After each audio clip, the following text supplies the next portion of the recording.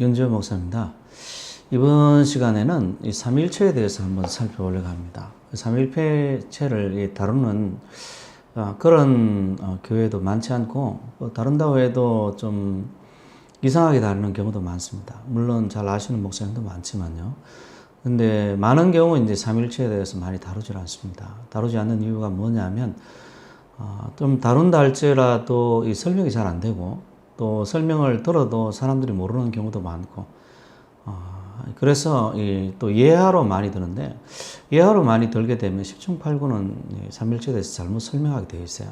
뭐 어거스틴이라든지 많은 사람들이 시도를 했지만은 사실은 명확지 않습니다. 어쨌든 이 삼위일체를 그럼에도 불구하고 많은 사람들이 다루는 것은 이 삼위일체는 하나님의 본질에 속한 거거든요. 우리는 하나님 믿는 종교라 이 다른 본질을 가진 하나님을 믿는다면 우리가 믿는 하나님은 하나님이 아니죠.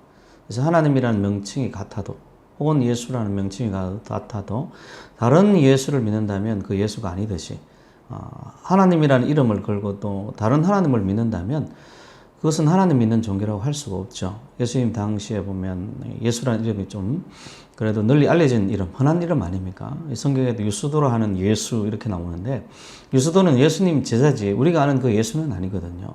그러나 이름은 예수였어요. 우리가 아는 예수 그리스도가 아니라서 그렇지. 어쨌든 그래서 우리가 아는 예수가 누군가, 우리가 아는 하나님이 누군가라고 이렇게 우리가 확정하고 믿기 위해서는 반드시 알아야 될 게 뭐냐면 삼위 하나님에 대한 내용입니다. 그래서 이 삼위 하나님에 대한 어떤 논쟁들이 오랜 동안 있어 왔고 또 중요한 논쟁으로 자리매김하고 또 많은 사람들이 이 논쟁을 해왔는데 그럼에도 불구하고 이제 오늘날에 많이 이해할 수 없는 그런 교리로 유명합니다.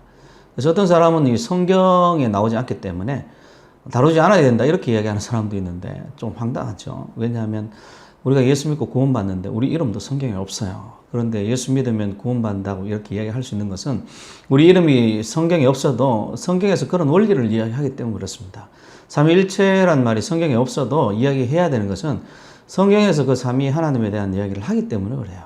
그래서 반드시 삼위일체에 대해서 우리가 나누고 또 나눠야 될 필요가 있습니다. 첫 번째로 이제 먼저 좀 살펴봐야 될 게 잘못된 교리입니다. 잘못된 교리가 어떤 것이 있는가라는 것을 살펴봐야 되는데 크게 두 가지가 있습니다. 첫 번째는 양자론, 두 번째는 양태론인데 이름이 잘 지어졌죠. 양자론은 양자를 이야기를 한다고 해서 양자론이에요. 다시 말하자면 예수님이 착한 일을 너무 많이 했기 때문에 예수님이 하나님께 순종을 많이 했기 때문에 하나님 아버지가 예수님을 양자 삼아 주셨다는 거예요. 여기에 대한 전제되는 것이 뭐냐면 예수님이 처음부터 하나님이 아니었다는 거죠.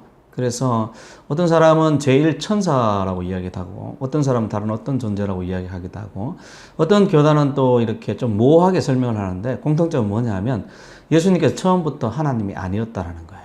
그리고 예수님이 순종을 잘해서 착한 일을 많이 해서 예수님이 하나님이 되셨다. 하나님 아버지가 예수님을 양자 삼아줬다. 그래서 양자론이에요. 그래서 양자론자들의 특징들은 뭐냐면 예수님이 착한 일을 많이 해서 양자가 되었기 때문에 자기네들도 착한 일을 많이 하려고 합니다. 그래서 대개 다 율법주의자들입니다. 율법을 철저히 지켜야 자기가 구원받을 걸로 생각하고 율법을 철저히 지켜야 하나님의 자녀가 될 것처럼 그렇게 생각을 합니다. 그래서 이 양자론자들의 어떤 대표적인 사람들은 다 이 선행을 강조합니다. 근데 성경에 분명히 이야기하기를 믿음으로 구원받는다고 그러죠. 구원은 믿음으로 구원받는 겁니다. 인간이 공로로 구원받는 게 아니라 믿음으로 구원받아요. 그리고 성경에서는 예수님께서 처음부터 하나님이라고 이야기를 합니다. 우리 유명한 요한복음 같은 데서는 태초부터 말씀이 계시니라. 말씀이 하나님과 함께 계시니 이 말씀이 곧 하나님이라고 이야기하죠. 여기 나오는 이 함께라는 이야기는 둘 이상의 숫자에 쓰여지는 용어입니다. 둘 이상이 될 때 함께라는 용어를 쓰는데 말씀이 하나님과 함께 계셨다는 말은 말씀 따로 하나님 따로라는 거예요. 근데 그 바로 뒷구절에 이 말씀이 곧 하나님이라는 거예요. 그 말은 뭐냐면 하나님 따로 말씀 따로지만 이 하나님이 곧 말씀이라는 이야기거든요. 잘 이해되지 않는 그런 이야기인데 여러분 여기 이해되지 않는 그런 이야기인데 이 말도 중요한 이야기입니다. 왜냐하면 피조물인 우리가 하나님을 이해한다는 것이 사실은 불가능하죠. 인간의 제한된 어떤 지혜와 인간의 연약함과 저로 타락한 지식을 가지고 하나님의 어떤 본질에 속한 이야기를 완벽하게 이야기한다는 것 자체가, 이해한다는 것 자체가 사실은 어불성설이고 불가능한 거예요. 그래서 성경에서 기록된 대로 믿는 게 중요합니다. 성경에 따로 따르면서 예수님 말씀이 곧 하나님이라고 이야기를 하니까 말씀이 하나님인 줄 알아야죠. 그리고 밑에 쭉 내려가면 말씀이 육신이 되어 우리 가운데 거하심에라고 이야기를 해서 이 말씀이 곧 예수 그리스도임을 밝혀줍니다. 그래서 예수님이 하나님이라고 증언해요. 그 밑에는 더 이해되기 힘든 이야기가 나오죠. 아버지 품속에 있는 독생하신 하나님이 나타나셨다. 아버지, 성부 하나님 이야기하는 거 아닙니까? 아버지 품속에 있는 독생하신 하나님이 나타났다. 이렇게 이야기를 하고, 요한일서에서는 나가서 이 하나님이 육신이 된 것을 인정하지 않는다면 적 그리스도, 곧 예수 그리스도를 적대하는 자들이다. 그렇게 이야기를 합니다.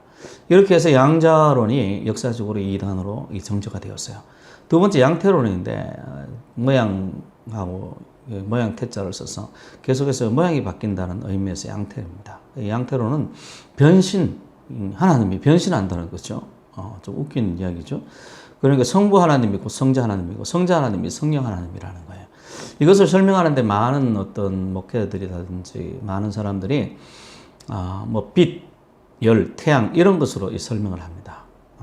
그리고 나무로 설명을 많이 하는데요. 뿌리, 줄기, 이파리 이렇게 해서 뿌리는 성부고 줄기는 성자고 이파리는 성령이다. 뭐 이렇게 설명을 해요.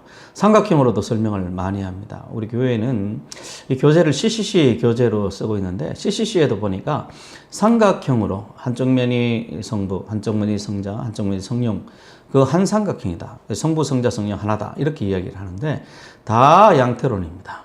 뭐 얼음 가지고 설명하는 사람도 있고 액체였을 때는 물이고 그리고 고체일 때는 얼음이 되고 그리고 열을 가하면 기체가 되고 그래서 물이라는 하나의 어떤 본질이 기체가 됐다가 그리고 액체가 됐다가 그리고 고체가 되는 성부, 성자, 성령 이렇게 설명하는 사람도 있는데 이게 다 양태론 이단이에요. 이게 문제가 되는 게 뭐냐면 삼위 하나님, 삼위일체라는 말, 이거 채자가 조금 이상하긴 한데, 어쨌든, 이, 트리니티라는 그런 말은, 셋이 하나라는 이야기입니다. 셋이 하나라는 이야기. 여기서 셋이라고 이야기하는 것은 인격이 셋이라는 이야기예요. 제가 방금 양태론 예화를 들었던 물이라든지 태양이라든지 뭐 나무라든지 이런 이론들의 특징은 뭐냐면, 하나의 인격을 이야기를 합니다. 하나의 인격의 다른 면을 이야기를 해요. 그래서 어떤 사람은 뭐 저 같은 경우 집에서는 아버지고 그리고 교회에서는 목사고 또 그리고 이제 고향에 가면 아들이고 그래서 한 사람이 하나의 어떤 윤지호라는 인격이 아버지가 됐다가 목사가 됐다가 뭐 아들이 됐다 이렇게 이야기를 하는데 이게 이단의 이유는 그건 한 인격이거든요. 윤지호라는 한 인격을 이야기를 하는 거예요. 근데 성경에서는 인격이 셋입니다. 성부와 성자와 성령이 각각 다른 인격으로 존재해요. 그래서 우리가 뭐 아는 이 어떤 신앙 고백도 그렇게 이야기를 합니다. 새 인격이라는 것은 독립적인 존재를 이야기하는 거 아닙니까? 새 인격이라는 것은 셋이 독립적인 존재인데 이 셋이 하나라는 거예요. 삼위일체라는 말도 채자가 몸채자로 해석이 되면 잘 이해가 안 됩니다. 이 채자가 본질 채자로 이해를 하면 이해가 되는데 몸채자로 이야기를 하면 이건 삼위일체가 잘못된 어떤 용어예요. 용어 자체가.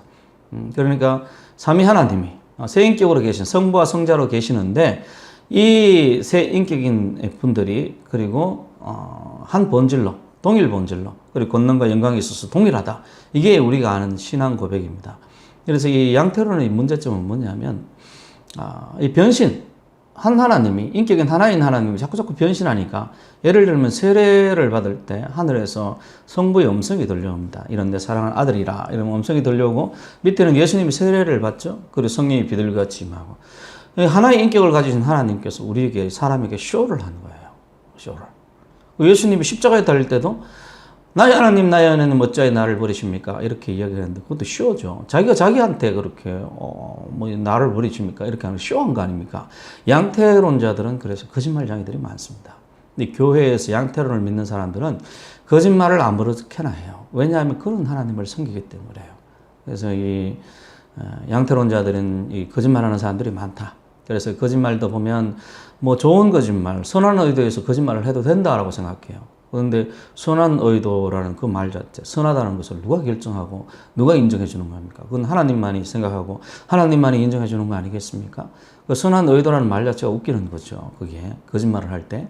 그래서 말도 안 되는 소리예요. 그래서 양태론자들이 교회 내에서 말썽을 많이 익히고 범죄도 많이 하고 하나님 말씀도 많이 어깁니다. 쉽게 어겨요. 그냥 예수 믿고 구원받는다고 생각해서. 근데 진짜 양태론자들은 다른 하나님을 섬기는 겁니다. 몰라서 양태론을 주장한다면 인정을 할 수 있겠지만은 알면서도 양태론을 주장한다면 그건 이단이에요. 우리 한국교회 가장 많은 이단이 교회 내에서 양태론자들입니다.